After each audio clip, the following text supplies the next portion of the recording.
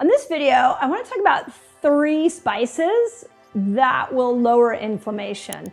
And it's funny because spices for centuries has been this healing tool, but yet in modern day, sometimes we forget about the healing power of spice, and often we either don't put a spice into our cooking or we look at it only from a taste profile. We can't leave spices out of the food as medicine conversation, and these 3 are specific for lowering inflammation. So let's dive into what these 3 are. So the first one, you probably already are like, I would think you're probably thinking this one, but I really want to talk about the use of it, how we cook with it, and why it's the hero spice. It's turmeric. Most people now know that turmeric has an anti-inflammatory effect because it's high in antioxidants. And I want to talk about what antioxidants are. So let's go back to cellular health here. We have 72 trillion some cells in our body. And when we are exposed to toxins and stress, all of a sudden those oxidants, you get this oxidative stress that occurs inside the cell. And when there's oxidative stress inside the cell, what happens is toxins stay in there and trigger genes. So they can trigger any kind of gene. They can trigger genes for autoimmunity, cancer, chronic disease.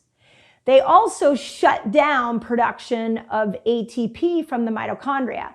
And this is important because the mitochondria is trying to spit out all this ATP to give you energy to function and energy to heal. And if you get a lot of toxins that create this oxidative stress within the cell, now your energy goes down.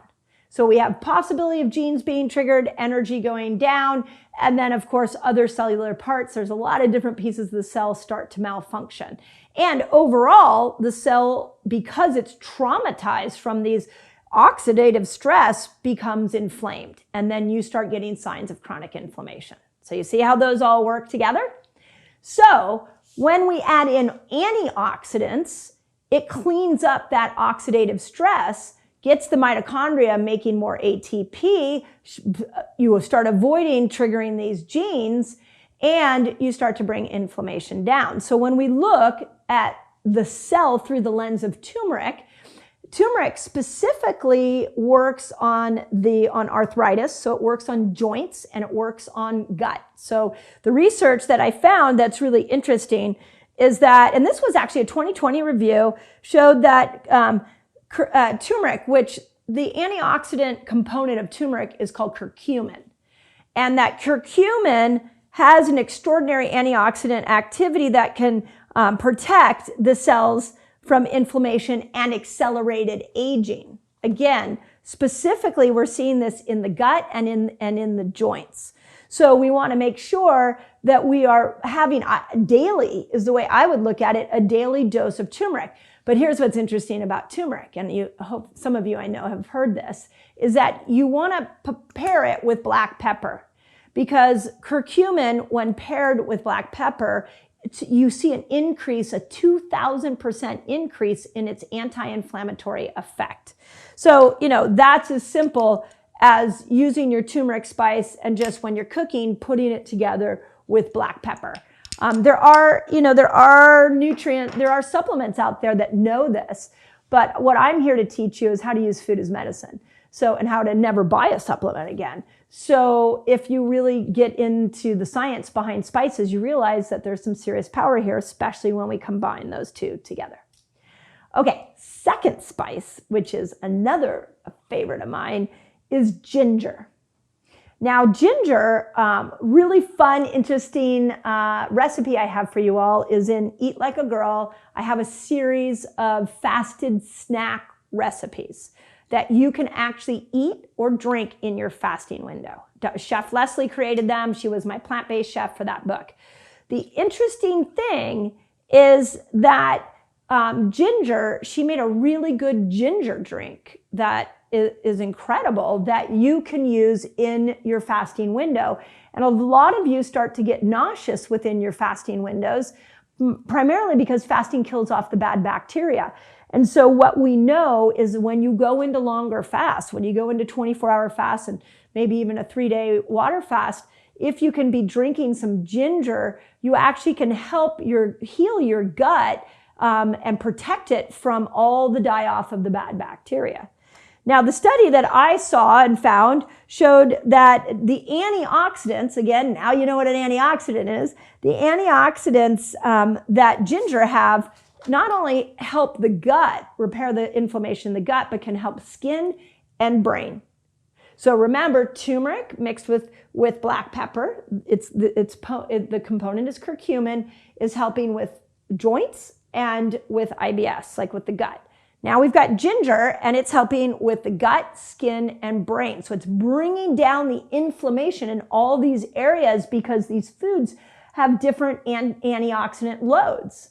I used to say to my patients all the time, eat the rainbow, like look at the different colors, because like peppers, for example, when I look at peppers, I don't just, my favorite is red, but I make sure I do yellow and orange because the color tells you that there's different antioxidant properties in there. So with ginger, what's fascinating is this one, for all of you trying to lose weight, there was a study that I will link in here that they did on 473 people. And they found that people who ate ginger lost significantly more body fat compared to the control groups that didn't. Now, the next question is, well, why did that work? Because it brought down metabolic inflammation. So when we start to bring ginger back into our diet, not only are we healing our stomach and giving the gut bacteria and the inner lining of the gut some really healthy antioxidant nutrients, but every cell in your body is getting that metabolic inflammation is coming down, and it's moving you out of insulin resistance. And insulin can do its job by getting glucose into the cell. So I hope you followed that. I mean, this is why I think we have a cultural issue where we think food is like, it's not that powerful. It is that powerful. Go listen to the episode that I did with Dr. William Lee. I mean, what he did, this is in my Resetter podcast, it's here on my YouTube channel. What he did that was so fascinating, he looked at the principles of what it took to create medication for cancer. That was his original specialty. He was an oncologist, and he was helping develop medications for cancer. And once he understood those principles, he then went to food. And he's like, well, what's in food that might also have these similar principles? And he and I talked about it in relationship to hormones, but I guarantee you in his book that he probably has things like ginger in there and turmeric. We cannot do away with food as medicine. It is absolutely when it's done right. You want to know the foods that will support hormones? Guess what?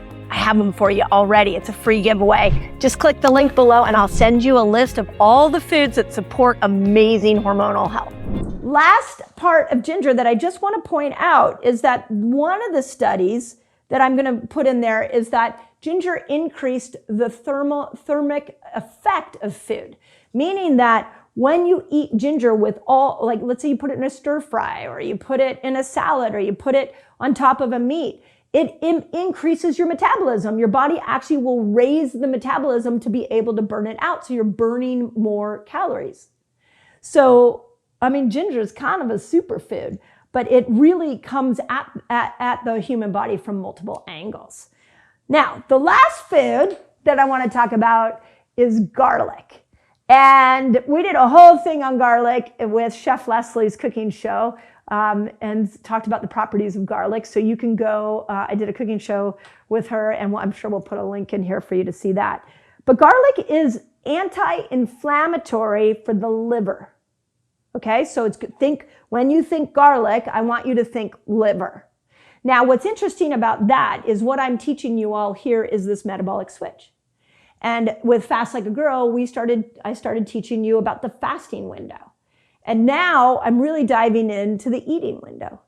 And when we are switching back and forth from eating and fasting and eating, when you're over here in the fasting window making ketones, it is the liver that is doing the most work. When you're over here in the eating window, it is the gut that is doing most of the work. So we've got ginger to bring the inflammation down in the gut, And we've got garlic to bring the inflammation down in the liver. So if you've been eating a Western diet, standard Western diet that's been packed with ultra-processed foods, if you want to start to heal those organs, bring that ginger in for the gut and garlic in for the liver. And what's interesting on some of the research that I saw is that eating garlic, this is a fun one, it's a meta-analysis, so they looked at a lot of different ones, and eating garlic reduced not only the inflammation in the liver, but they started to see the liver enzymes change on blood work. Now, those of you that have blood work and you've seen AST and ALT high, that is your liver making these liver enzymes too much of it. The liver is under stress. Or if it's too low, it's possible that the liver has been working so hard it doesn't have the capacity to make these liver enzymes. So according to this, when we bring garlic back in, we start to see that it stabilizes liver enzyme production. Whether you're too low or too high, it helps to stabilize all of those. And it's great for reversing signs of fatty liver disease, which I've done several videos on that here for you all. Again, I'm sure my team will put some links in here. But, again, let's go back to food.